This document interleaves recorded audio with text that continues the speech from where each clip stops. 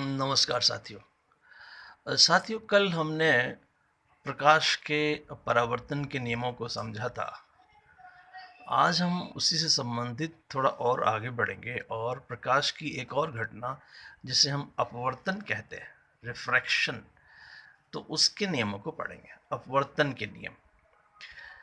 अब अपवर्तन के भी दो नियम हैं, जैसे परावर्तन के दो नियम थे, और यहाँ पर आप ध्यान रखिएगा कि परावर्तन की घटना दर्पण पर हो रही थी और अपवर्तन की घटना ये लेंस के साथ होती है।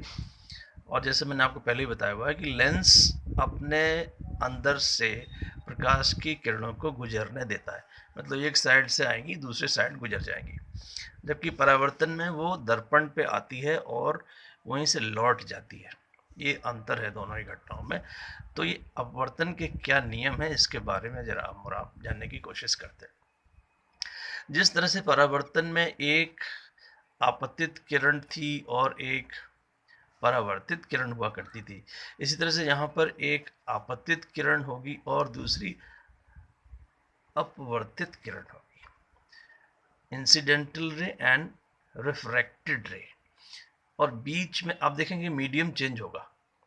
मीडियम चेंज होगा जैसे कि हवा में आई और ग्लास में से होकर निकली, तो पहले हवा में थी फिर ग्लास में थी। तो जैसे मैंने आपसे कहा कि जैसे ही एक माध्यम से दूसरे माध्यम में प्रकाश की किरण जाती है, वो अपना रास्ता बदल लेती है। अगर वो बीच में लेंस ना होता तो वो सीधी चली जाती, ऐसी आती सीधी चली जाती। लेकिन जब वो लेंस पर टकराएगी, लेंस पर और उससे गुजरेगी, तब वो अपना रास्ता बदल लेगी। तो ये रास्ता कितना और कैसे बदल लेगी, इसके बारे में अभी फिर नियम है, और वही नियम है। तो पहला नियम तो रिफ्रैक्शन का यही है कि इंसिडेंटल रे और रिफ्रैक्टेड रे और एक जो इंटरफेस है बिटवीन द टू मीडियम, यदि आप हवा से कांच में जाएंगे तो एक इंटरफेस है बीच में, हवा और कांच के बीच में एक इंटरफेस है। मान लीजिए आप हवा और पानी के बीच में जाते हैं, हवा से पानी के बीच में या पानी से हवा के बीच में आए, तो एक इंटरफेस है, एक बीच का आप समझिए मध्य काल्पनिक सी लाइन आप मान लीजिए, उसको इंटरफेस है। तो उस से वो अपना रास्ता बदल लेती है। तो ये एक मैंने आपसे कहा कि incidental ray and that interface between the two medium and the refracted ray, they all lie in the same plane. ये पहला नियम। और दूसरा जो नियम है वो ये है कि जो इंसिडेंटल रे का जो एक एंगल होगा, नॉर्मल से एक normal to that particular lens एक एंगल बनाती हुई जो एक हमारी रे आ रही है, वो एक एंगल ऑफ इंसिडेंस होगा,